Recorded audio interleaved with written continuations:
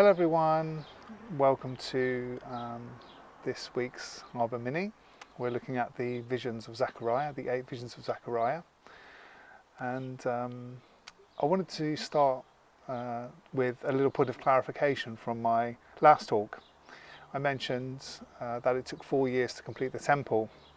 What I really meant to say was from the time of the prophetic visions of Zechariah in 720 to the completion of the temple, it took 4 years. And probably, in truth, the temple probably took about 18 years to rebuild, because Zerubbabel began to rebuild when he came back, which I think was in around 736, and it wasn't until the second year of his return that he actually began work on laying the foundations of the temple. So just to sort of make that clear. Zechariah's 4th vision is perhaps one of the better known of Zechariah's 8 visions, and in it we meet this man called Joshua, and he's another key figure in the story of Zechariah alongside Zerubbabel, and he's an important guy because he is the first post-exilic high priest. And obviously by post-exilic I mean after the exile, during the Second Temple period. We find out a bit more about Joshua in the book of Haggai, Zechariah's contemporary, who informs us that his father was this person called Jehozadak, or Jozadak. Let me read it. Haggai 1 verse 1. In the 2nd year of King Darius, on the 1st day of the 6th month, the word of the Lord came through the prophet Haggai to Zerubbabel, son of Shealtiel, governor of Judah, and to Joshua, son of Jozadak, the high priest. As for Jozadak, we know from 1 Chronicles 6, that he was a Levite, and not just any Levite, but the son of Zechariah, who was the last high priest of the First Temple period. In 1 Chronicles 6:14-15 it says this, and Zechariah, the father of Jozadak. Jozadak was deported when the Lord sent Judah and Jerusalem into exile by the hand of Nebuchadnezzar. So Zechariah was Joshua, the high priest that we meet in this chapter. Zechariah was his grandfather, and he was indeed actually executed by Nebuchadnezzar. And Jozadak just basically escapes with his life and is sent into exile. And maybe had he been found out for who he was, maybe he would have been executed too. So Joshua is a descendant of Jozadak, who we know is descended from this high priestly line that goes right back through Zadok, the high priest, who was the high priest during the time of David, right back to Aaron. So there is this sort of inferred relationship with the royal house of David. And why this is all important and necessary for us to get is that it means that the weight of the Levitical priesthood quite literally falls upon the shoulders of this man. He was carrying this important Levitical commission, living under the cover of God's covenant with Aaron, and you can check a little bit more about the Aaronic covenant in my talks on covenants. But once we understand this is who Joshua was, he was in this high priestly line. Suddenly this passage, this vision, takes on extra gravity. This is what it says. Then he showed me Joshua the high priest standing before the angel of the Lord, and Satan standing at his right side to accuse him. The Lord said to Satan, "The Lord rebuke you, Satan. The Lord who has chosen Jerusalem rebuke you. Is not this man a burning stick snatched from the fire?" Now Joshua was dressed in filthy clothes as he stood before the angel. The angel said to those who were standing before him, "Take off his filthy clothes." Then he said to Joshua, "See, I have taken away your sin, and I will put fine garments on you." Then I said, "Put a clean turban on his head." So they put a clean turban on his head and clothed him, while the angel of the Lord stood by. Then the angel of the Lord gave this charge to Joshua, This is what the Lord Almighty says. If you will walk in obedience to me and keep my requirements, then you will govern my house and have charge of my courts, and I will give you a place among these standing here. Listen, High Priest Joshua, you and your associates seated before you, who are men symbolic of things to come, I am going to bring my servant the branch. See the stone I have set in front of Joshua. There are 7 eyes on that one stone, and I will engrave an inscription on it, says the Lord Almighty, and I will remove the sin of this land in a single day. In that day each of you will invite your neighbour to sit under your vine and fig tree, declares the Lord Almighty. It's unclear at the start of this vision who the he is when it says, then he showed me Joshua. But if you follow through from the previous chapter, it's the angel of the Lord who's delivering this message from God to Zechariah. And there's really no suggestion that it's no longer the angel that's talking to Zechariah. So that's my guess, that this is the angel talking to Zechariah. And the vision is largely self-explanatory, unlike some of the other ones, although it still has its cryptic side to it. And it illustrates this classic satanic behaviour of bringing accusation against God's people. And the scene is sometimes described as a courtroom, with Satan as the prosecutor and with Jesus as the defender, the one defending Joshua. And once again, as we found in the last vision, we have this incredible moment where the Lord speaks to the Lord. And it says, the Lord rebuke you, Satan. The Lord who has chosen Jerusalem rebuke you. Is not this man a burning stick snatched from the fire? It's an interesting rebuke because it starts off with this affirmation that God has chosen Jerusalem, and this isn't the first time that this idea emerges in Zechariah. The centrality of Jerusalem in God's purposes is so key, and it's almost as if Satan knows that, and God is reminding Satan that he has chosen Jerusalem and his purpose and plan for Jerusalem will not be thwarted.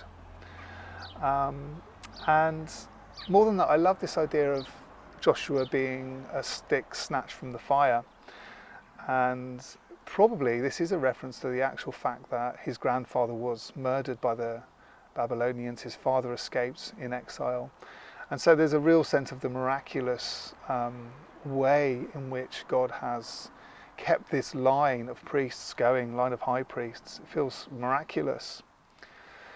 There's a lot we could say about this picture of the removal of sin, the new clothes that Joshua is given to wear, and in particular the role of the Lord here. And it really reads, the Lord here really comes across as having some sort of priestly office.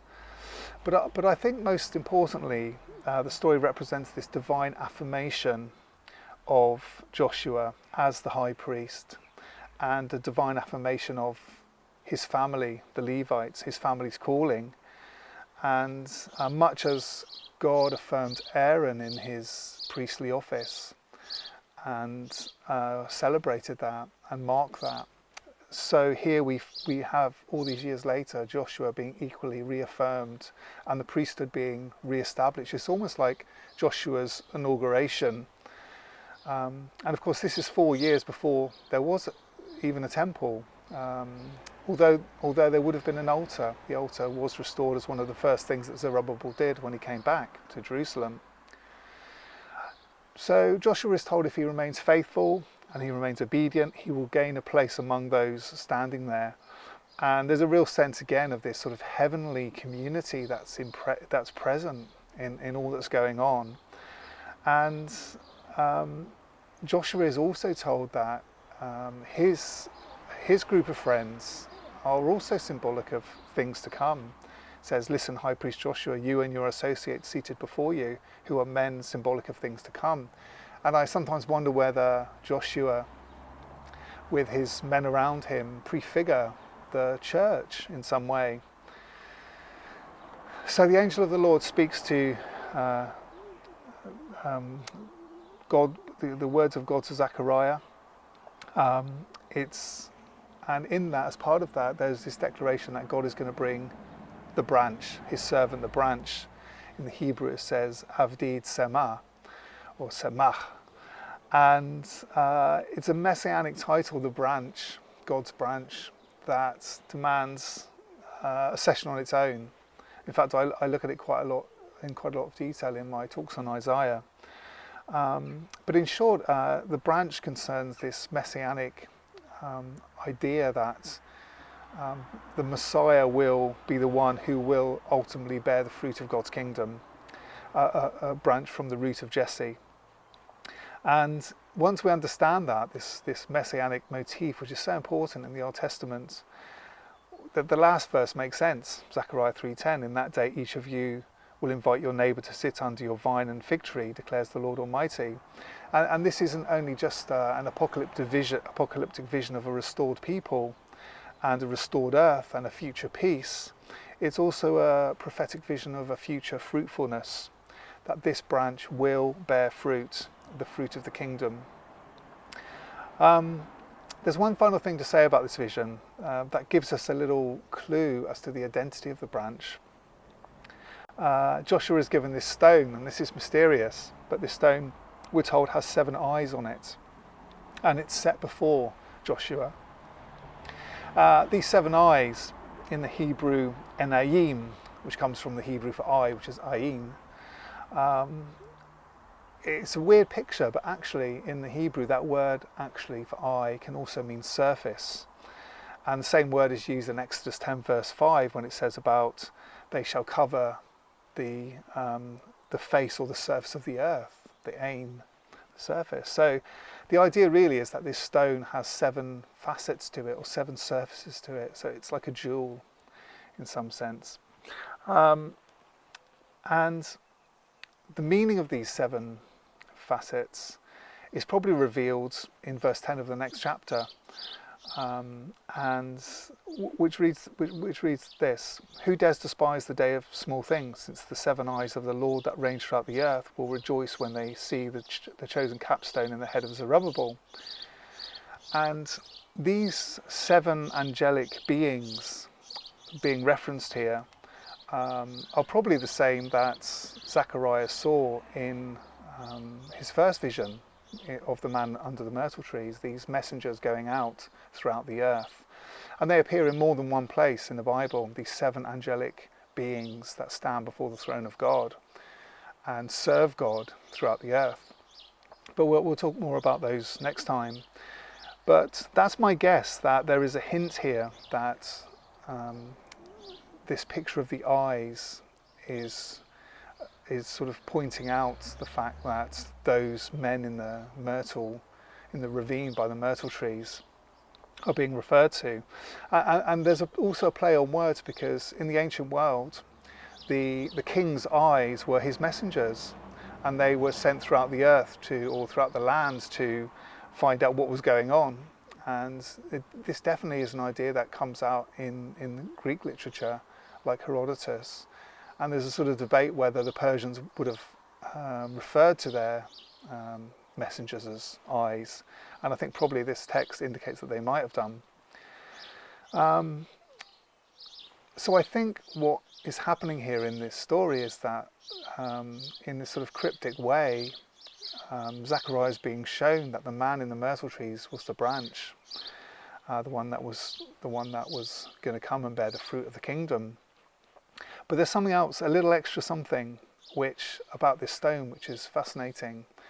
And this association with stones or jewels and high priests goes right back to Exodus 39. And we read that the priests of the first temple had breast pieces, and in their breast pieces they had 12 jewels, or 12 stones. You can read about it in Exodus 39. And each stone had on it engraved one of the names of the sons of Israel. And it says that those stones were memorial stones for the sons of Israel. So in this instance, Joshua doesn't have 12 stones, but he has 1 stone, and we're told that there is an engraving upon it. And of course, the question is, what was on it? And I might be speculating, but I think there's a clue in that it immediately follows, after discussion of this stone, with these words, I will remove the sin of the land in a single day. And what's fascinating about Joshua is his name, and I perhaps should have mentioned this before, but Joshua obviously is the character from the Old Testament who goes into the Promised Land and possesses the land, or part of the land, and his name means God is salvation. And of course from that name we get this name, which was a Second Temple version of the name of Joshua, which appears, it doesn't actually appear in Zechariah. In this passage it's spelt in the traditional Hebrew way. But elsewhere, for example in Ezra 3 verse 2, Joshua's name is spelt differently. It's spelt as Yeshua. And really Yeshua was the Second Temple version of the name for Joshua. And it means exactly the same thing. God is salvation. Yahweh is salvation. And obviously the name Yeshua, we all know, is the name from which we get the Greek Jesus, from which we get Jesus. So my suggestion is, my speculation is that on this stone that was given to Joshua, or laid before Joshua, something was inscribed. And if it followed in the same way that names were written on the stones of the breastpiece in the first temple period, my guess is that there was a name that was engraved upon the stone during this period for the high priest, and it would have been Joshua's name, and it would have been written Yeshua. And so the name of Yeshua perhaps was written on this stone, and of course it means God will save, God saves. And in fact when Jesus is named in the New Testament, it says name him Jesus, for he will save his people from their sins, which sounds very much like I'll remove the sin of the land in a single day. So I might be speculating, but my guess here is that God is revealing the coming branch, and that Joshua prefigures this coming branch, the high priest, Yeshua, and he gives him this stone, and on this stone he has a name, and if it's his name, then the name is Yeshua. And more than that, he's also saying that the man who is in the myrtle trees, the man that sends out the angels throughout the earth, is also the branch who is going to come, and we know as Jesus, the Messiah. So there's a lot in there, it's a lot to think about, but I sort of lay those thoughts out for you to consider. Hope that's helpful. God bless you, and see you soon.